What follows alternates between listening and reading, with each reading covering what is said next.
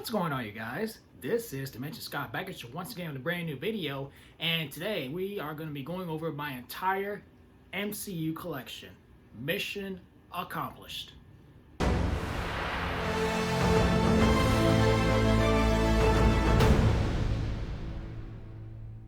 Before we get into today's video, if you guys are brand new to my channel and you enjoyed this video, be sure to give it a thumbs up, comment down below, and subscribe for more videos if you like what you see. You can also find me on Facebook and Instagram with the same name as usual, Dimension Scott, where I talk about all things physical media.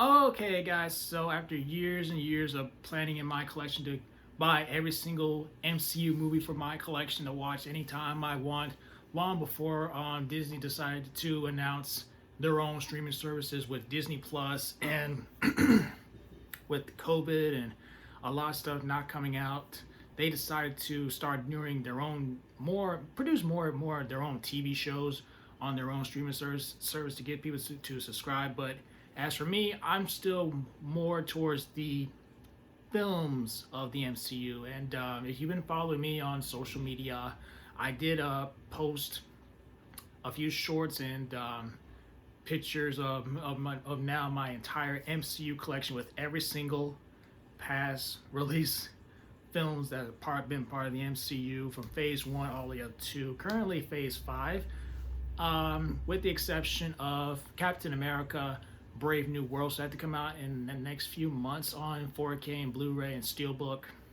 So I'm going to talk about each and every one of these films in my collection, my experiences and memories with them at home or in theaters.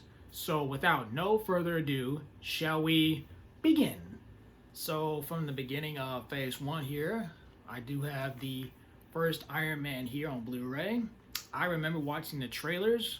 I remember this was in theaters like around the same time as The Dark Knight, which I got around to seeing in the movie theaters at the time of that movie released. Unfortunately, I never got to see Iron Man, so before I was more getting back into collecting physical media, I had to wait until this movie was probably premiering on like network channels like FX, or maybe if I was lucky enough to get a bootleg copy of the movie. And I had no idea they were starting an MCU franchise, because Iron Man was just the beginning of the MCU and its entire phase. Yep, so Robert Downey Jr., the Iron Man suit, some cool action. This is the first MCU movie. And moving on to 2008's the underrated Incredible Hulk, Edward Norton. Never got to see this movie in theaters. And I was wondering at the time, is this a sequel to the 2003 Hulk film? But as time and discovery, no. This is its own thing. Some people like to consider this a follow-up to the 2003 Hulk film, but I think The Incredible Hulk is a standalone on its own, part of, MCU, released by Universal. A lot of people didn't think this was exactly part of the MCU universe, because it was a different actor at the time, Edward Norton. But to me, Edward Norton does a great job, and I think this is the accurate Hulk that we really want to see come back, being angry, not Professor Hulk and stuff like that. And here we have Iron Man 2. A lot of people at the time think maybe this was probably one of the weaker MCU movies, because they were rushing into, the Avengers and MCU. It's still kind of fun.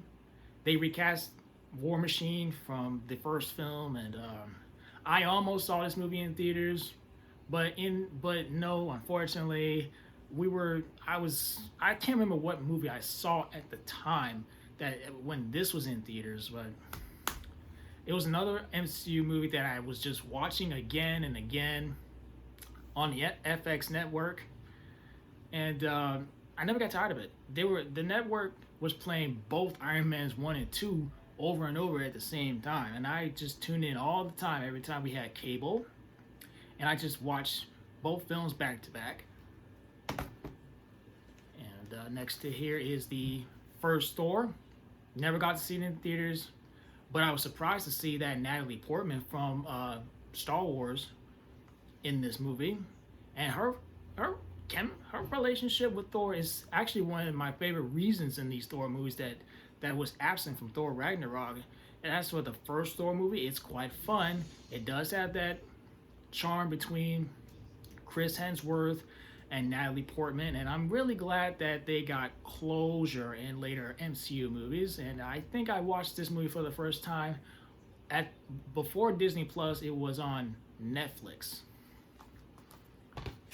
Next is the Captain America, the First Avenger, another MCU movie I kind of wish I saw in theaters. Well, it really wasn't until it came on Netflix. What did this movie come out in 2011? I was just a teenager. I think Captain America: The First Avenger is another underrated MCU movie. Chris Evans, who originally played the Human Torch from the 20th Century Fox Fantastic Four films. And then we have the Avengers, another MCU movie I wish I saw in the theaters, but nobody was going to the movie theaters. And it was before I decided to just go to the movies by myself and stop relying on everybody. But the Avengers is a cool team up movie that in live action that I wish I could have had a great experience in the movie theaters if somebody was going to the movie theaters and took me as well. But the Avengers will definitely still be there as one of the coolest team up movies. Alright, that was at my phase 1, and now off to phase 2. Alright, so starting with phase 2, Iron Man 3. That was so divisive. While some loved it, some really hated it for one reason: the Mandarin twist. As for myself, I still quite enjoyed it. Did I see it in theaters? No. It really wasn't until I just stumbled across it randomly on YouTube and just watched the whole movie. I didn't quite know how divisive it was, but as time went on, I started discovering movie reviews and filmmaking. I realized, dang, there's people who love this movie, and there's some people who really hate it because they got the Mandarin completely wrong. The trailers were so good, there was so much potential, and everyone was just left disappointed by the Mandarin twist. And Tony Stark doesn't even get to be in his Iron Man suit for too much, except his Mark 42 with prototype issues. And as like I was saying, Iron Man 3 for me, I still enjoy it. I'm not one of those people who gets so upset with films and stuff. I'm just enjoying my MCU movies anytime I want. So Iron Man 3 is up there for me that I don't mind. And the next one up here is the used to be worst MCU movie, Thor: The Dark World. I remember me and my dad saw this movie in theaters together, and we were fine with it. I mean, I was fine with it. And for years, was arguably everyone's most forgettable MCU movie, saying it was boring. The villain sucked. And now we have other MCU movies these days that people change their mind about Thor: The Dark World, because that's what happens when long-running franchises go on and go on. You get new movies and you appreciate something that you used to did not like better than some of MCU movies that we're getting these days. But as for me, Thor: The Dark World, it's fine. The next one up here is the great one, Captain America: The Winter Soldier. When I first watched this, I was like, dang, this is so much better than probably the first Captain America movie. I wanted to see this movie in theaters. But at the time of this movie's release, I was graduating from high school, so I didn't know. But Captain America: The Winter Soldier is still, to me, one of the best MCU movies ever made, thanks to the Russo brothers coming in. And they've been directing more of the MCU movies that are awesome as well. And then they are set to direct Avengers Doomsday and Avengers Secret Wars, which that's going to be awesome. I can't wait for that. And the next one up here is, to me, a movie that is one of the most overrated MCU movies in my opinion, and I probably am going to get a lot of disagreement for, is the first Guardians of the Galaxy. I'm sorry, I just don't see the appeal about this movie just because people praise it because it's got all that soundtrack, and they think The direction, thanks to James Gunn and his sense of humor, makes you care about these movies. I'm sorry, I can't. This movie doesn't appeal to me like a lot of people.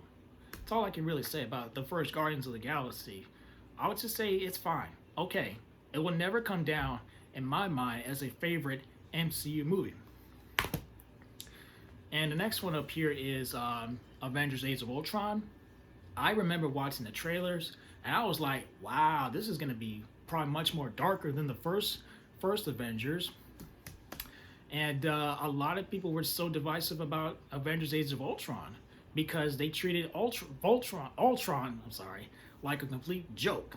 Like this, he's supposed to be one of the most unstoppable, scary villains of the Avengers that nearly kills them. And it was just they treated what am I trying to say here? Ultron like a joke. And there was this out of nowhere relationship between Bruce Banner and Natasha Romanoff, which didn't go anywhere after this movie. So I can't determine which one I enjoy the most, Avengers: Age of Ultron or the first one in comparison. As time went on, I just started to like it more and more. I kind of wish it was more darker because of based on the trailers, because Ultron sounds so scary. And the last one, part of Phase 2, is the first Ant-Man movie starring Paul Rudd. He did an awesome job. It's a fun Ant-Man movie for the first time. I didn't see it in theaters. I just waited until I guess I came across it on bootleg because I still was not ready at the time to start going to the movie theaters myself. But Ant-Man is still a more smaller MCU budget movie that's really fun thanks to the Ant-Man action and Paul Rudd's performance, and several cast in this movie like T.I. and more in an MCU movie, which is insane. Okay, guys, so that is it for Phase 2 of the MCU, and now we're getting off to Phase 3.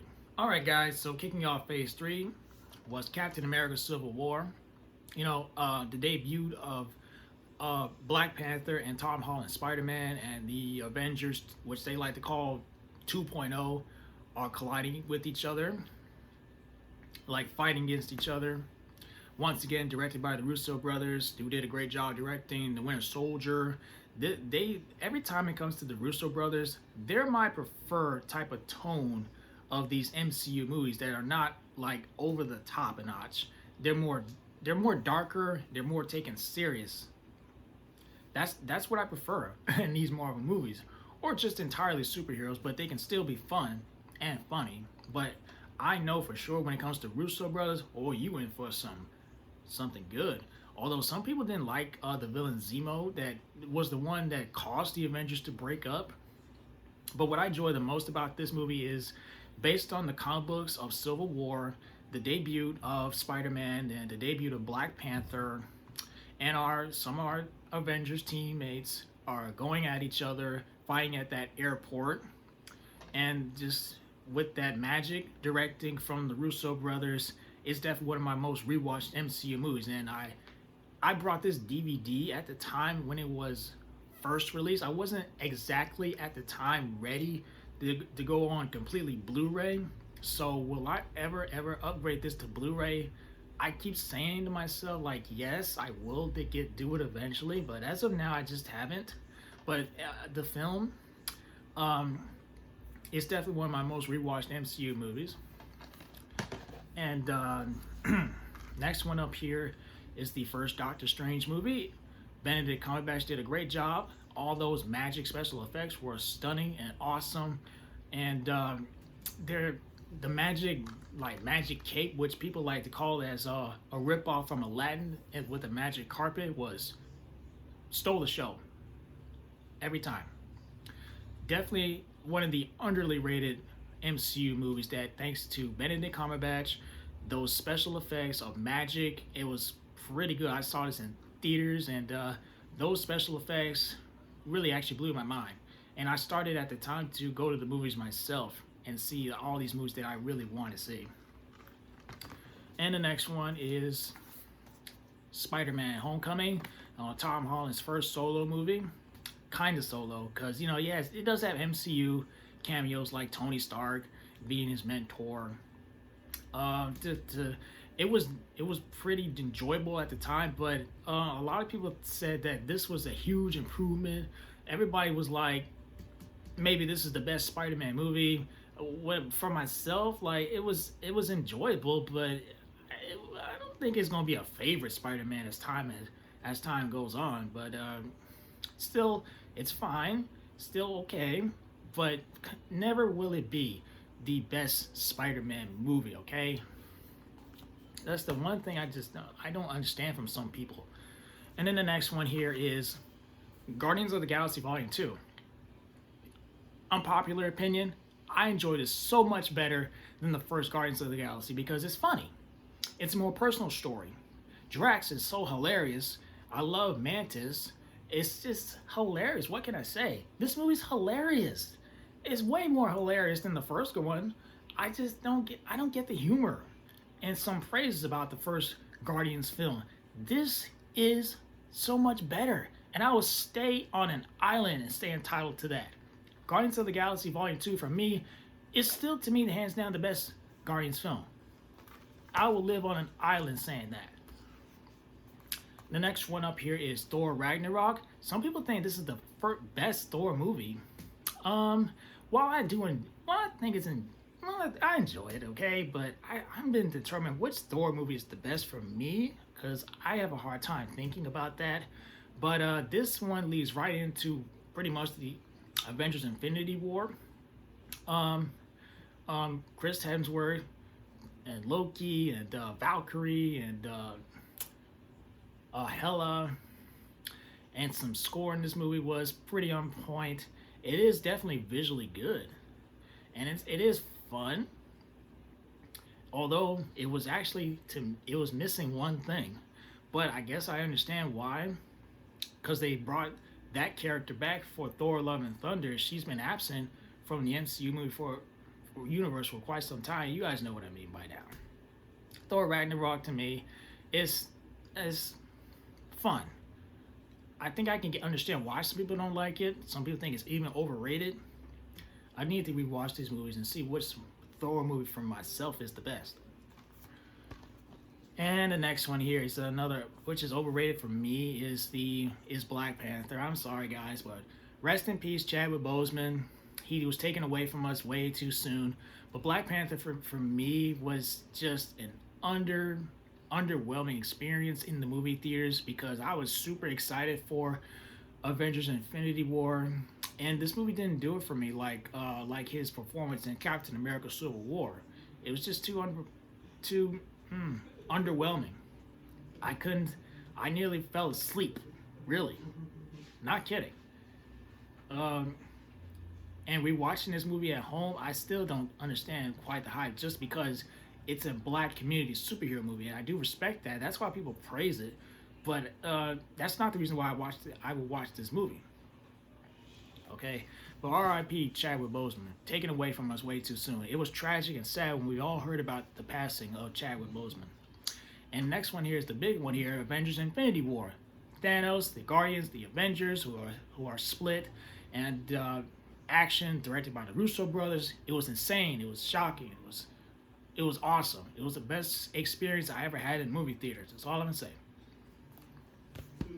And the next one here, after Infinity War, Ant-Man and the Wasp. I thought it was fun. A lot of people didn't like it. I thought it was a lot of fun. Thanks to Paul Rudd and our Wasp with their relationship, and she was actually awesome in this movie too. It's longer than the first one, I think, but for me, it was actually really fun. And another divisive MCU movie here is Captain Marvel. I didn't mind this movie. I think I enjoyed it for what it was. I think I saw this movie in theaters twice. I enjoyed the performance of Brie Larson as Captain Marvel with no memory and stuff. People think she doesn't smile in this movie, but she's too overpowering. People say it was boring. Me, I was fine. I enjoyed it. It was fun. It's a 1990s movie. It's pretty fun for me. I even like a young Nick Fury de-aged. And the next one up here is another big event, Avengers Infinity War. an epic third act. It was like an end of an era. And ending off Phase 3, Spider-Man Far From Home. Once again, Tom Holland and Spider-Man like going on vacation, and that alone makes the movie really fun, entertaining, and even Jake Gyllenhaal as Mysterio was great. And this movie ended on a cliffhanger, leading into Spider-Man No Way Home. So that is it for Phase 3, and now we're gonna go to Phase 4, and so far Phase 5. Okay, guys, so starting up with Black Widow. I thought it was solid in theaters during COVID, and it was also that Disney Plus option. I thought it was solid. Once again, Scarlett Johansson being Black Widow and going back to her family, like the Red Guardian and her sister, and for a spy movie and stuff. A lot of people did not like Taskmaster, but I think the movie was still pretty enjoyable in the theater. Next one up here is the martial arts character Shang-Chi. Saw this one on Labor Day. It had 2 decent acts, but for me, it fell apart in the third act with all those CGI dragons and stuff. It was taking me out of the movie. And the next one here is Divisive Eternals. I didn't mind this movie. I thought I enjoyed it. It was one of the most different MCU movies ever made. And the next one, big one here, is Spider-Man No Way Home. Me, my sister, and a couple of people at the time all saw this right during COVID. It was hugely fan service, no matter which era of Spider-Man is your favorite. Pretty awesome for a fan service movie. Amazing experience. It was packed. And the second Doctor Strange movie, good. Some people thought it was mediocre. Some people were really disappointed with the multiverse stuff in this movie, but for Scarlet Witch, this was her movie. Next one up here is Thor: Love and Thunder. I'm one of those people who enjoyed this movie because it was fun. It gave closure to Thor and Jane Foster becoming Mighty Thor. Next one here is the tribute to Chadwick Boseman in Black Panther: Wakanda Forever. Didn't see this in theaters, but they did a nice job sending off Chadwick Boseman. Next one up here is Ant-Man and the Wasp: Quantumania. Maybe this should have been just titled Ant-Man Quantumania. I think me and my sister saw that in theaters. Maybe it wasn't the best time. And the next one here is Guardians of the Galaxy Volume 3. It was fine. I was just let down by some of the send-off and deaths in this movie. Yeah. Next one up here is The Marvels. It's a fun female team-up movie, and this is one of those movies that people think is woke because it's all girls and stuff having fun together. And the last one up here is Deadpool Wolverine, another big fan service movie. They did a great job bringing back Hugh Jackman as Wolverine and Ryan Reynolds as Deadpool. Easter eggs, fan service. It was so much fun to watch in the movie theater, and I can't wait to see what they do next. So there we have it, guys. What did you think of my MCU collection? Do you collect the MCU movies? Do you still follow the MCU movies, or you're just too burnt out of them? Let me know everything down below. If you enjoyed this video, be sure to give it a thumbs up, and I will see you guys in my next video. Please take care, and I will see you all next time. Peace out.